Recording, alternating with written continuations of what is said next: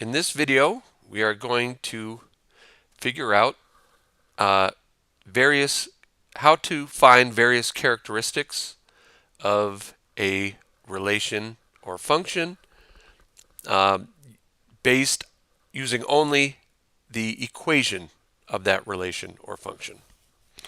So let's start with this example. And so we have an equation, negative x squared plus plus y equals 9. And we want to find the intercepts, if any.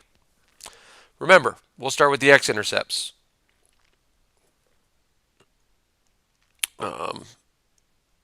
When we're looking for an x-intercept,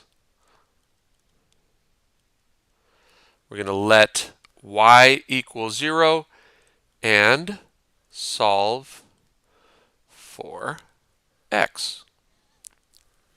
So let's write down our equation. We are going to let y equal 0.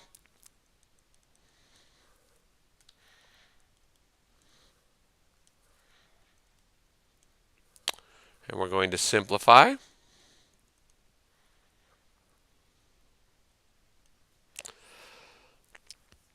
Now, I want to get rid of that negative, so I'm going to divide. Remember, that negative is really basically a negative 1 times x squared, so I divide both sides by negative 1, because then these cancel out. I'm left with x squared equals negative 9.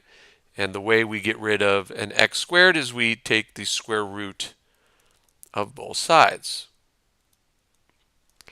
Because the square root and the square really cancel out, and we're left with, oh, and remember, whenever we take a square root, when solving an equation, we always put a plus or minus in front of it. So we're left with the answer, x equals plus or minus the square root of negative 9. Now, there's a problem here. If we are working within the real number system, then we cannot take the square root of negative 9. There is no real number where when I multiply it by itself, we get 9. 3 times 3 is 9. Negative 3 times negative 3 is 9. Neither of those are equal to negative 9. So there is no solution, and that means there is no x-intercept for in this function. All right. How do we find y-intercepts? I'll write that over here.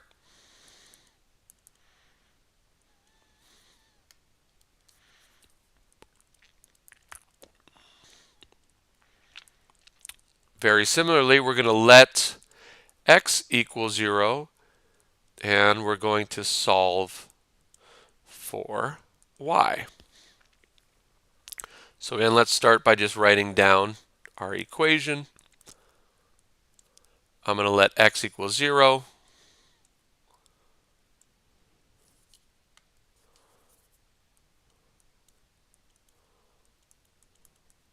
And negative 0 squared is 0. Negative 0 is 0.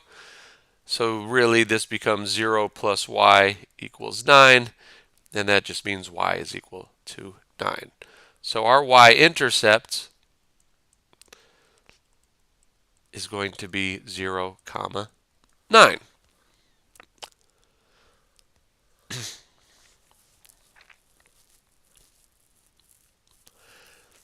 All right.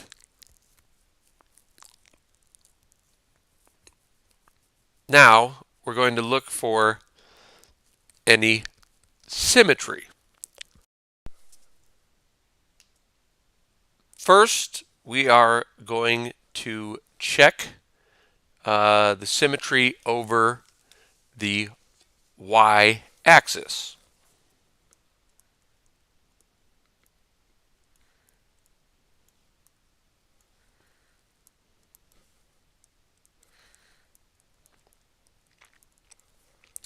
And first, what we actually want to do is solve for y.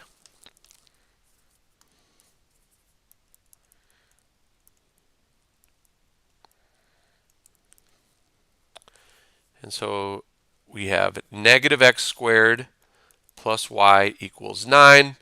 And I'm just going to move that negative x squared to the other side of the equation. I'm going to make it a positive x squared. And this will be, that 9 is a positive 9, so this is the same as x squared plus 9. And in fact, I'm going to change that y into function notation. You don't really need to do this, but I find it more useful. Now, if you have symmetry over the y-axis, the rule is that f of negative x has to be equal to f of x. In other words, if I plug in negative x into this function, it should give me the same thing as f of x. So let's check if that's true. So I'm going to plug in f of negative x. And everywhere I see an x, I'm going to replace it with a negative x squared. Now, negative x squared is just equal to negative x times negative x. And a negative times a negative is a positive. And so this will end up being positive x squared.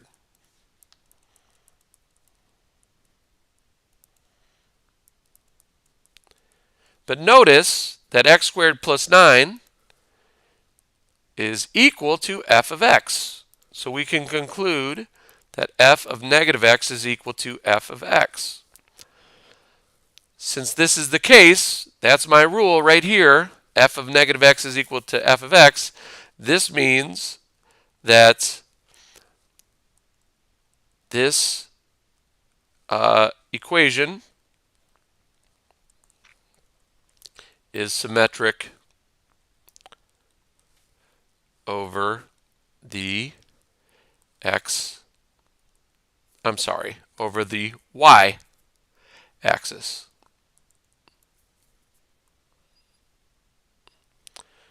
All right, let's see about, is it symmetric about the origin? If it was symmetric about the origin,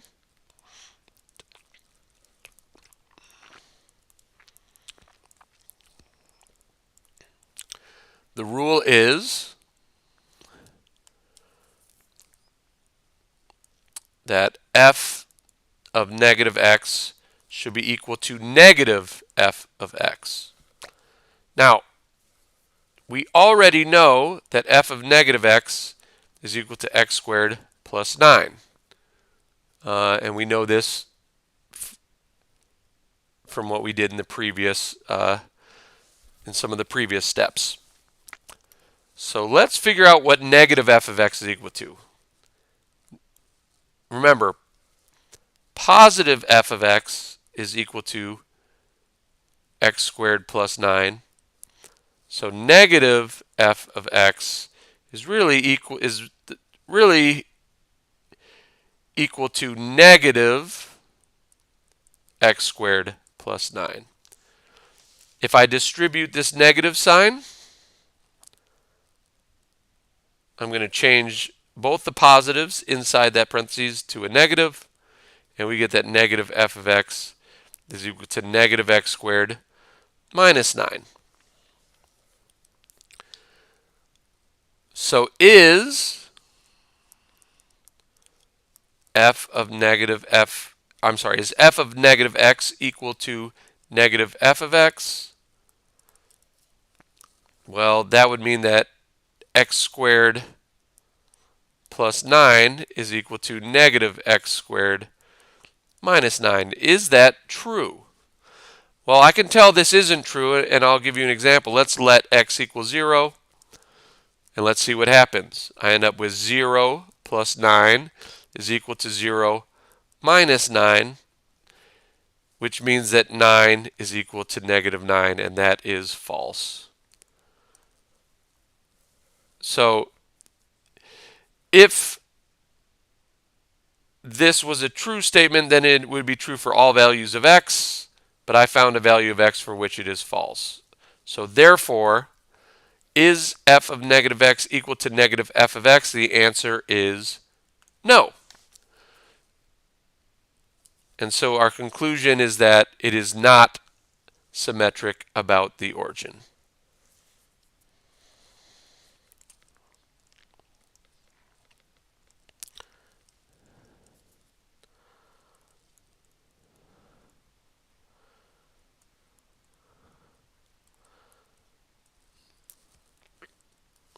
By the way, so we could say that, in other words, this is not an odd function. The definition of an odd function is a function that has symmetry about the origin. And let's go back to what we did figure out. Since the equation is symmetric over the y-axis, we can conclude that this is a even function. Okay? The last type of symmetry is whether or not it is symmetric over the x-axis, but algebraically speaking, it's a little bit more complicated. It's not, so we're going to skip showing that algebraically, but instead we'll check the graph and see if this is true. So let's go to the graph, and we will first check to see if it looks like it is symmetric over the x-axis, and then we will check our work and see, does it look like it's symmetric over the y-axis, but not symmetric about the origin. So let's go to our original equation, which is negative x squared plus y equals 9. And let's plug that into Desmos.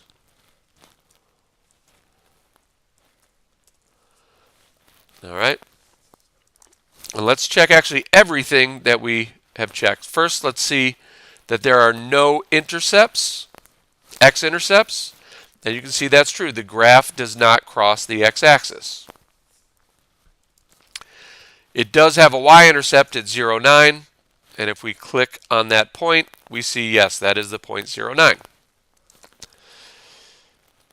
We said that this equation is symmetric over the y-axis, and you can tell that the y-axis acts like a mirror line or a line of symmetry of this graph. However, the equation is not symmetric about the origin. If we rotated this 180 degrees, we would end up with basically an upside down parabola. It would not look the exact same as this graph looks like now. So it appears like we got all of this correct. Now looking at this graph, we can also tell that it is not symmetric over the x-axis. The x-axis does not act like a mirror. And with that, we have found answer to all of the questions, and we have checked our work, and so we are done with this example. I hope that was helpful, and we will see you in the next video.